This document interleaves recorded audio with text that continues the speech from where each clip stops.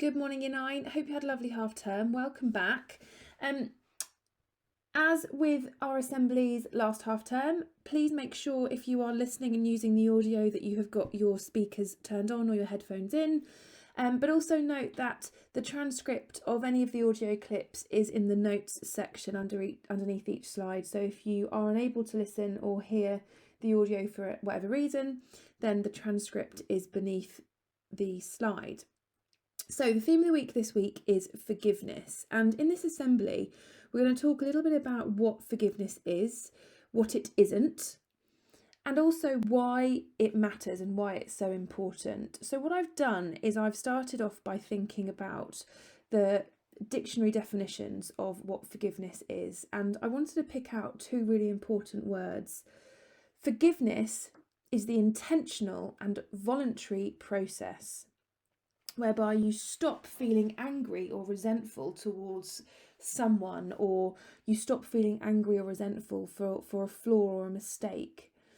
It can also be defined as replacing negative emotions with positive ones, because you do tend to, and you do forgive somebody, you do tend to focus on the positives and you don't look back at what might have caused the issue in the first place. But the two words that I really wanted to focus on is this idea of forgiveness being an intentional and voluntary process. It doesn't just happen by itself. We have to have the intention to forgive in order to do it properly. And I think that's going to come into assembly quite a lot. The fact that we have to physically forgive. It doesn't just happen. We are in control of when that happens. So I want to start off the assembly by really thinking about those two words, intentional and voluntary, because those two words really highlight for me that forgiveness is a really purposeful action, and you do it to not only make a situation better and resolve a situation, but actually forgiveness is often at the heart of making yourself feel better about something. But before we talk about forgiveness, we're going to think about why sometimes it's so hard for us to forgive. And if I think about lots of the conversations we've had this year, I've heard at least one of each of these ideas, each of these excuses as to why it's sometimes so hard. So I just wanted to go through each one of those. So probably the most popular one I hear from you guys when I speak to you, if there's a problem that needs resolving, is the idea that forgiving somebody makes it look like you're accepting what that person did and it makes you seem weaker. But actually it's quite the opposite, because having the ability to forgive somebody shows strength. And by refusing to forgive somebody and by making it feel, or making yourself feel that actually by forgiving is making yourself seem lesser, you're actually just isolating yourself, and ultimately you're making yourself feel more worried and more stressed about it in the long run. Another one that comes up a lot is just, oh, it's fine, it'll go away, it's fine, it doesn't matter, and denying that there's a reason to forgive somebody. And if we brush away insults, or if we brush away something that somebody's done without confronting it and without seeking to forgive it, then we're just burying those problems, and they do tend to resurface later on in the form of stress or another argument or something like that. A sense of revenge is another reason why sometimes we find it hard to forgive people.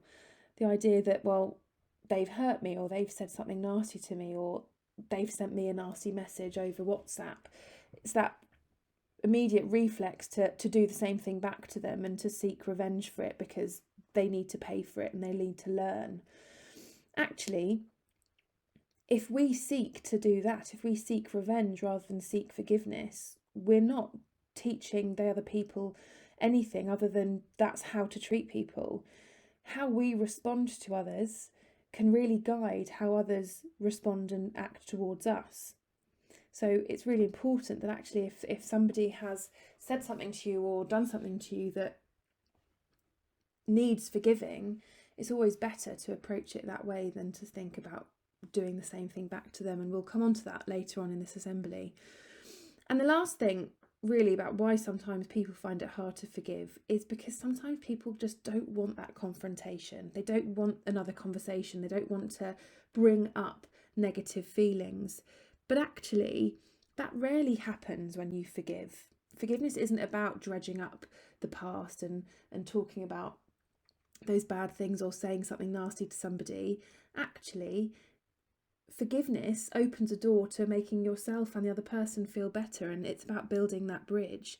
So don't wait for somebody else to say sorry. Don't wait for somebody to come up to you and apologise, even if you feel that person might have started it. Be the bigger person, being the stronger person, and actually approaching that and confronting that forgiveness is a real sign of strength. In our lesson today, we're going to talk a little bit about why forgiveness is so important, and we're going to look at a couple of examples of where people have had to swallow their pride.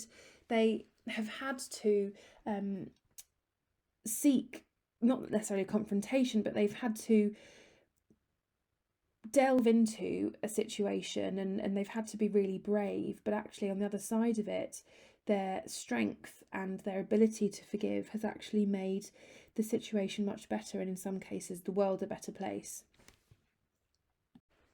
So why does forgiveness matter? Well, really simply, it's good for your health. Being forgiving to yourself and other people has been shown to actually protect you against stress and the toll that it takes on your own mental well-being and your own mental health. The reason I know this, I've had a little look at a study in the Journal of Health and Psychology, and they've looked into the effect that stress has on young people's mental health. And the research actually showed that forgiveness and people that had or forgave people more almost eliminated the connection between stress and their mental health. So just to give you a bit of an idea of how they did this, researchers looked at the effects of lifetime stress on a young person's mental health, and they compared how people who were more forgiving, how they dealt with stress, and they compared it with people who were less forgiving. So they asked 150 young adults to fill out questionnaires that assessed firstly their levels of stress, but also their tendency to forgive. And it's no great surprise that people that had a greater exposure to stress over their lifetime tended to have worse physical and mental health. But the researchers also discovered that if people were highly forgiving, both themselves and others, that characteristic virtually eliminated the connection between stress and mental illness. So what they found was, if you don't have forgiving tendencies, you tend to feel the raw effects of stress in a much harsher way. It's almost like forgiveness gives you almost a buffer against that stress.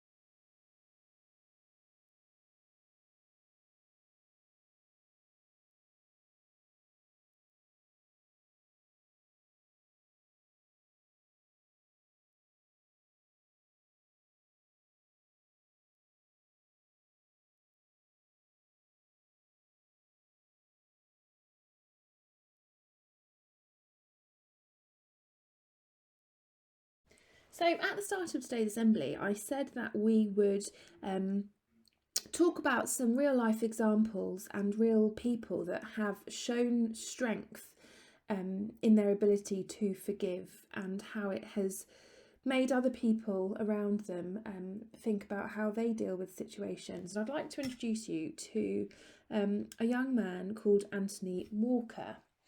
Now, Anthony Walker was an 18-year-old boy who was murdered by people that he went to school with.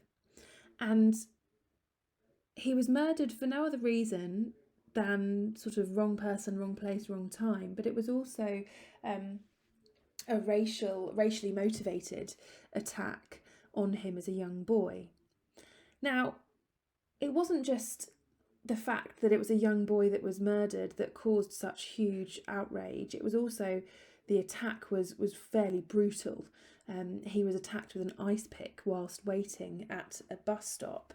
And as you can imagine, there was a huge amount of media attention on his family in particular, and how they would react to the situation. Now, as you can imagine, and I couldn't possibly imagine the feeling of a mother would have in this case, but a huge amount of anger she must have felt about this happening. Her son was 18 years old and he was just about to start his life, really, and he had that ripped away from him. And not only did Anthony have it ripped away from him, his family had their lives ripped apart and he was taken away from them. And it was quite a loaded conversation, a loaded question when being interviewed by the media. His mum was asked if she forgave them, if she could forgive those people that had murdered her son. And she spoke absolutely beautifully and eloquently. And you can see at the bottom here, there is a link to a BBC Bite-Size website. And actually you can go and see the video of his mum, answering the media questions. And you can see that also his sister's response to that question.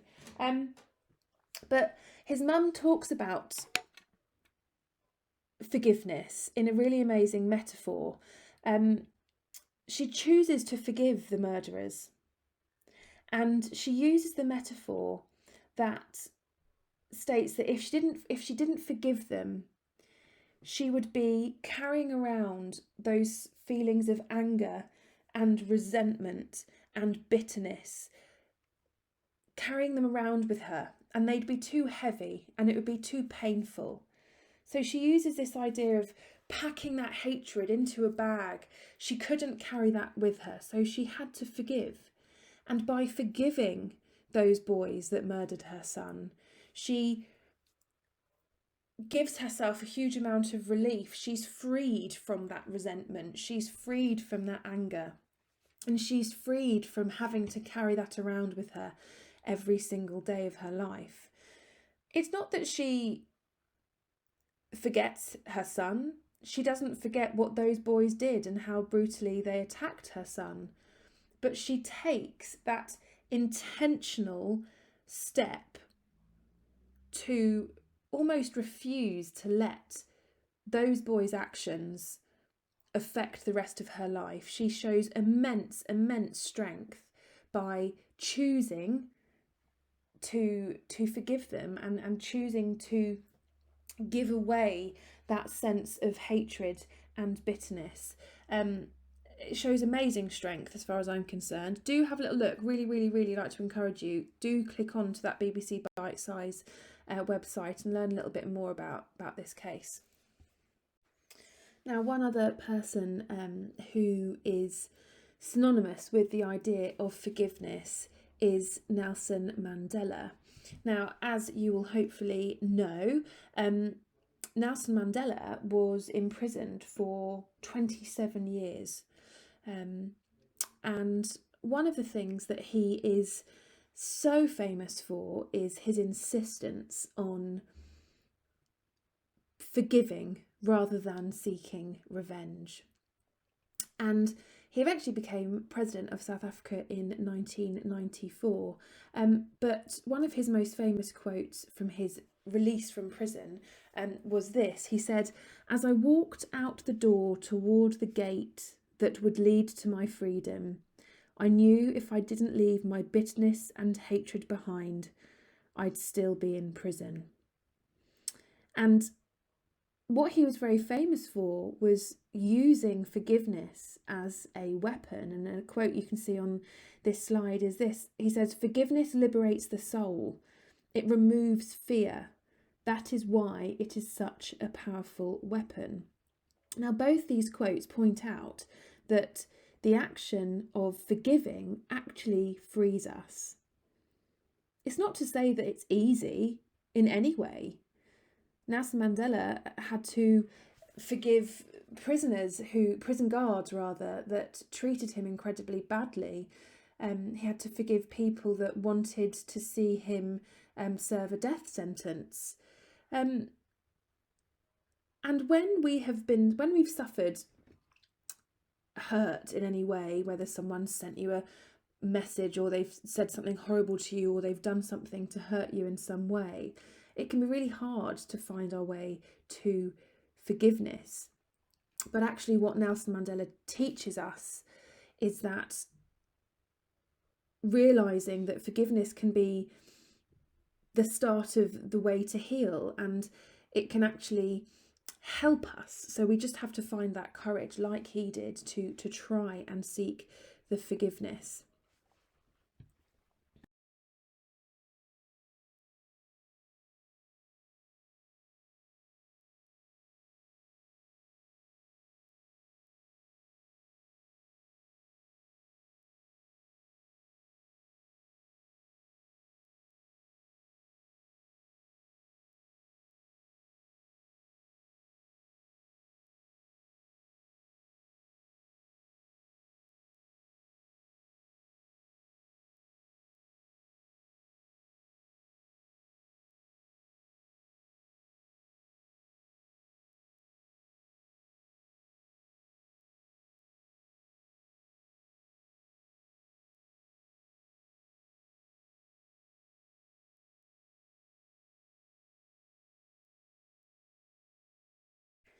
So another person who pops to my mind as soon as I think about forgiveness is Mahatma Gandhi. And he taught us that seeking revenge instead of offering forgiveness actually only makes problems worse. He tells us that it's better to forgive than to cause more damage. And it is definitely a quote that I have reeled off to many of you over the course of this year already, when situations have arose where somebody sent somebody a nasty message and they've sent one immediately back, or somebody's been mean to somebody else because they were mean first. And I've said to you so many times, and I'm sure I will continue to say it in the future, that you cannot respond with revenge. You must always seek the strength to respond with forgiveness. And Mahatma Gandhi's famous quote is, "An eye for an eye makes the whole world blind." And I always have that in my mind. And we talked about it earlier in the assembly, where we thought about why it's often hard to forgive. And one of those reasons was because you want that other person to know how hurt you are. But actually, it doesn't help to offer revenge. It just makes that much worse. And we've actually got to use our strength to respond to things if someone's hurt us with forgiveness. A couple of weeks ago, we had an assembly on compassion, and I think it really links into forgiveness and why forgiveness matters so much. Because in order to forgive somebody, when you forgive them, forgiveness helps you to recognise the pain in other people, and it helps us to feel compassion and to show compassion for other people. And we're not born wanting to be mean to other people. We're not born with nasty words for other people and nasty messages and the want to hurt other people. And that act of forgiveness gives us that opportunity to pause and think about where the person that has caused us pain in whatever way they have, maybe why and where it's come from. And forgiveness allows you to stop and think, well, what might have made that person say that to me? How can I forgive them so that they can not do that again? And how can they can then reflect on their own behaviour? And I think it's important to remember that sometimes the way we process our own suffering can actually make us hurt other people, and that can be an intentional thing or an unintentional thing. And actually, we need forgiveness from other people when we cause them pain, and it's important to show that compassion for other people. And if that person has said something to you or has done something to you that has hurt you, it's important to think about where that's come from and offer that forgiveness, because we're not, as humans, we're not born to want to hurt other people. Often there's other things going on, and compassion gives us that time to stop and reflect, and forgiveness gives you that opportunity to hold that branch out to that person, to see if you can help them and if they can help you resolve the matter.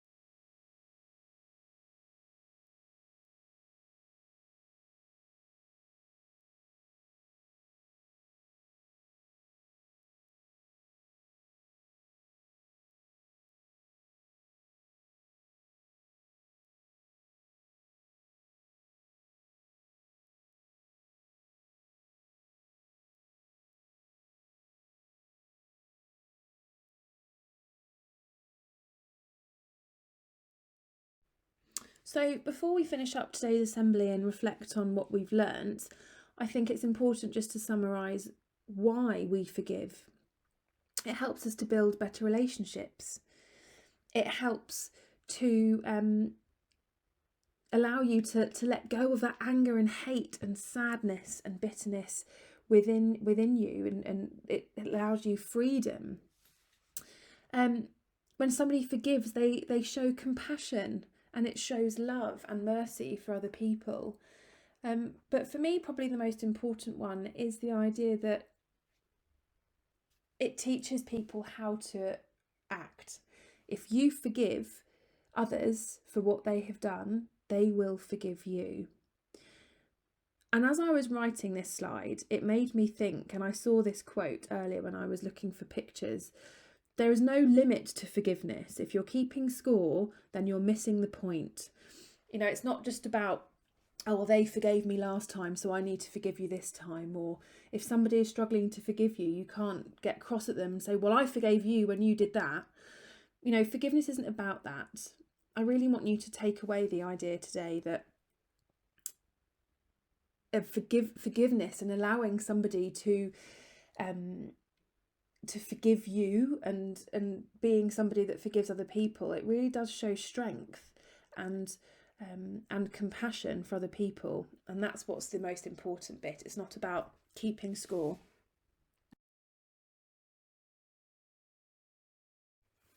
So just to finish, I want to ask you a couple of questions just to help you reflect upon our learning and our understanding of what forgiveness is. So, has anybody ever asked you for forgiveness? How did you react to them? Is there anybody now that you're angry at? Is it worth keeping hold of that anger? Or could you approach that person and have a conversation and seek the path to find forgiveness? Do you think you need to ask forgiveness of somebody for something you've said or done? Before you do that, are you truly sorry yet? Have you had enough time to reflect on how your actions or words have made that person feel? And lastly, how can you show somebody that you are truly sorry and that you do really seek their forgiveness?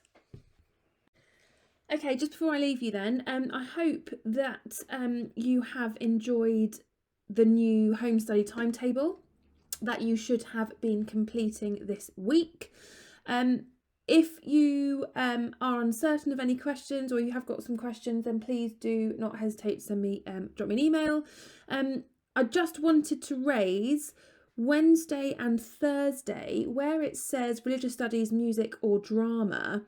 If you are a student that is not doing either of those 3 subjects, then you should use that time to do some extra work for a subject that you will be taking. So you could do some further reading or spend a little bit more time on something that that you wouldn't necessarily be able to do otherwise. So pick another subject that you will be studying in year 10, or of course one of your core subjects as well. Just to reiterate how the home study timetable works then, you should be completing 3 hours of study per day. Lessons will be in PowerPoint with teacher voiceovers like this. If there are any issues, please do contact your teachers. But one thing I will state, and it's the last thing I'll mention, if you are unable to complete a piece of work and you know there is a deadline, please email your teacher before the deadline has passed. They will not be able to help you if you wait till after the deadline to say there was a problem. Please, please, please get on those emails and just say that there's an issue and explain what the issue is if there is one. Other than that, have a lovely week and I will speak to you next week.